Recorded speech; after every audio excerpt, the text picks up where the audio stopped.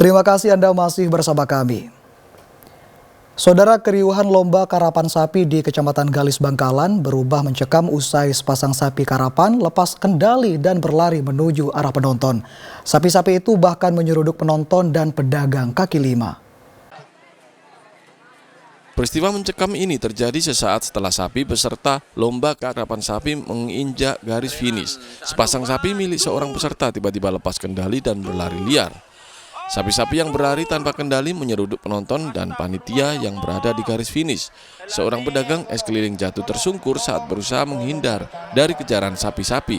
Menyadari kejadian itu, pihak panitia segera memanggil pedagang tersebut untuk mengganti rugi es dagangannya yang jatuh akibat insiden ini.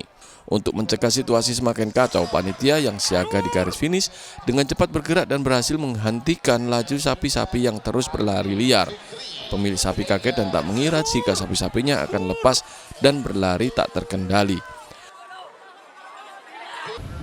Jadi yang ketiga itu banyak petugas. Sebenarnya petugas itu tugasnya untuk menghalangi atau menertibkan para penonton yang ada di garis finish. Seharusnya penonton itu tidak boleh di garis finish. Tempatnya mereka di samping-samping. Cuma karena di samping itu kurang mantap melihat sapi, mantapnya hanya di garis finish itu, sehingga banyak yang penonton di situ.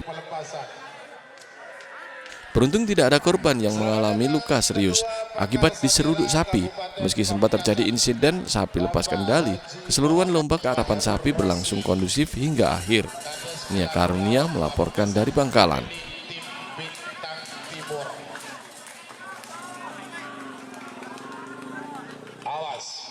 Kita ke informasi lain, Saudara. Hujan deras yang terjadi selama kurang lebih 3 jam mengakibatkan ratusan rumah di 2 desa di Tulungagung terendam banjir. Banjir juga merendam akses utama penghubung antar kecamatan dan jalur alternatif antar kabupaten.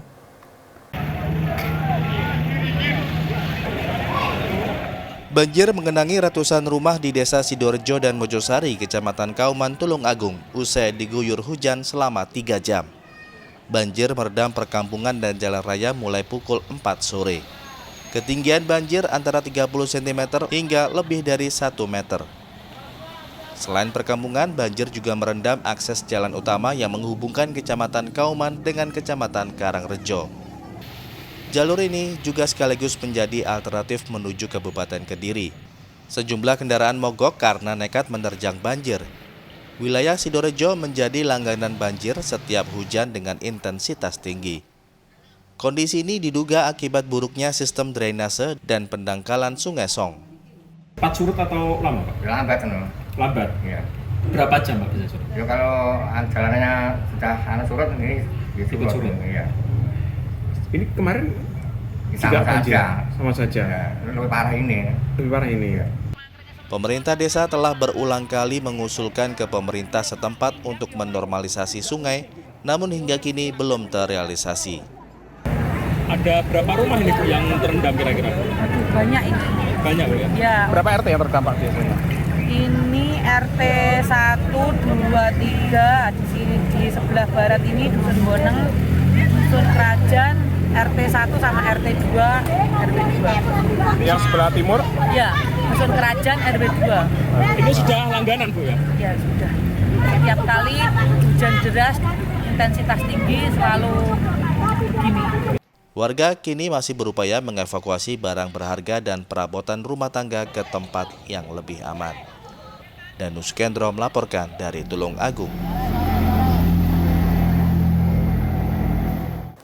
Saudara, hujan deras yang mengguyur wilayah Kabupaten Gresik menyebabkan Kali Lamong dan Kali Surabaya meluap. Imbas dari luapan tersebut, banjir yang melanda 2 kecamatan semakin meluas. Banjir luapan Kali Lamong yang merendam Kecamatan Benjeng atau wilayah selatan kini meluas ke wilayah Kecamatan Cermi, Kabupaten Gresik. Selain merendam rumah warga, air juga menyebabkan jalan lingkungan desa turut terendam sehingga melumpuhkan aktivitas warga. Akses jalan Cermi Benjeng di ruas Jalan Morowudi, Jalan Boboh Menganti tergenang sepanjang 1 km dengan ketinggian air 10-25 cm. Banyak kendaraan roda 2 mogok karena nekat menerjang banjir sehingga arus lalu lintas pun tersendat. sedikitnya 6 desa di Kecamatan Cermi yang terendam banjir, yakni Desa Morowudi, Kurang Anyar, Dadap Kuning, Dungus, Sukoanyar, dan Desa Pandu. Sementara di Kecamatan Benjeng, banjir merendam 10 desa, yakni Desa Dalik Sumber, Lundo, Desa Sedapur Klagen, Kedung Rukem, Munggu Gianti, Bulurejo, Kali Padang, Sirnoboyo, dan Desa Kelampok. Ini dari mana ke mana, Mas? Dari Cermi mau ke Balupanggang, Mas. Ini Mas, gimana Mas mengenai banjir ini, Mas? Mengganggu nggak, Mas? Kalau menurut saya sih mengganggu aktivitas, Mas. Harusnya kabupaten cari solusi untuk pengguna jalan, Mas. Seperti itu. Mungkin gorong-gorong dikeruk supaya lebih dalam, supaya ini kan, dan pepohonan lebih ditanam, soalnya kan biar menyerap air ya, Mas. Selain di Kecamatan Benjeng dan Cermi, beberapa desa di Kecamatan Driorejo dan Kecamatan Uringin Anom juga terdampak banjir akibat luapan Sungai Kali Surabaya. Warga mendesak pemerintah setempat segera turun tangan untuk mengurangi kawasan banjir yang rutin terjadi saat musim hujan. Muhammad Kodim melaporkan dari Gresik. Kita ke informasi ringan saudara. Menyambut datangnya bulan suci Ramadan, ratusan warga binaan Lembaga Pemasyarakatan Lapas di Mojokerto menggelar tradisi megengan. Acara diawali dengan doa dan makan bersama. Selain untuk menyambut bulan penuh berkah, tradisi megengan tersebut juga untuk meningkatkan rasa kebersamaan dan kerukunan antar warga binaan. Acara syukuran menjelang bulan suci Ramadan, namanya apa? Warga binaan Lapas 2B Mojokerto menggelar tradisi megengan menyambut datangnya bulan suci Ramadan. Lebih dari 900 warga binaan mengikuti tradisi rutin jelang bulan puasa ini. Mereka berkumpul di halaman blok masing-masing untuk melakukan zikir dan berdoa bersama. Usai doa, petugas lapas membagikan nasi bungkus dengan menu spesial ke warga binaan untuk dimakan bersama.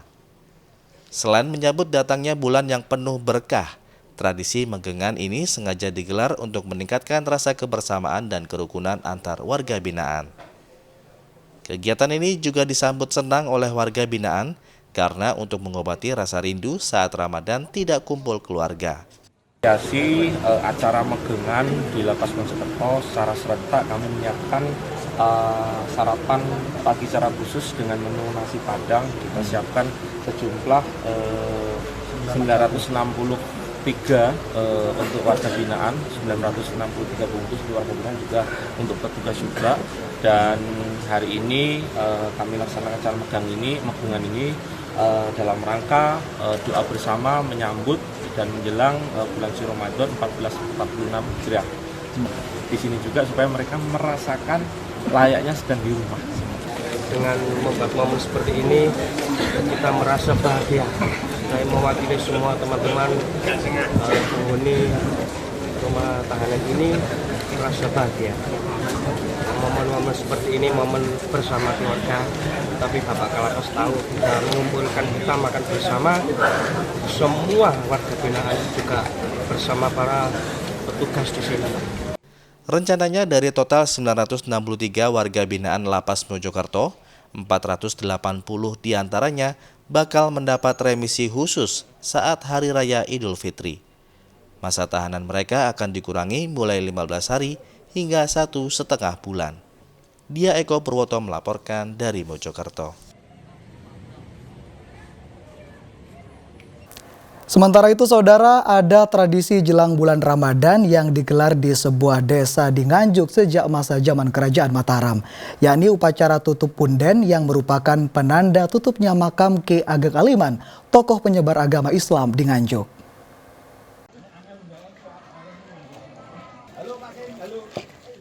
Tradisi tutup punden ini diikuti ratusan warga di Desa Ngeliman, Kabupaten Nganjuk pada Selasa siang. Upacara ini merupakan penanda tutupnya makam Ki Ageng Aliman, tokoh penyebar agama Islam di Nganjuk. Mengenakan baju adat Jawa, pakai blangkon dan kopiah, warga beriring-iringan dari kantor Desa Ngeliman menuju makam yang terletak di lereng Gunung Wilis. Mereka membawa bunga makam, dupa, serta payung kerajaan. Sampai di depan pintu makam, warga menaiki 91 anak tangga menuju punden makam Ki Ageng Aliman. Ritual doa dan tabur bunga kemudian dimulai. Tradisi diakhiri dengan doa tahlil dan penutupan pintu makam punden dengan cara pintu dikunci.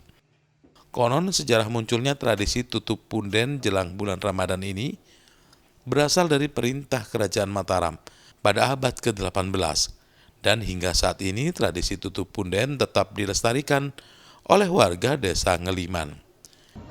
Yang dimaksud dengan tutup punden itu bagaimana, Pak?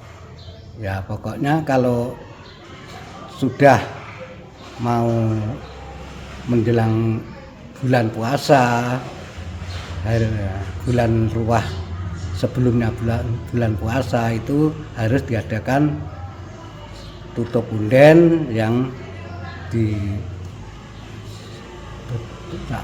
dikatakan sesarengan kalih kaulipun Mbah Wali Ageng Aliman. Artinya peziarah tidak boleh masuk ke dalam punden itu.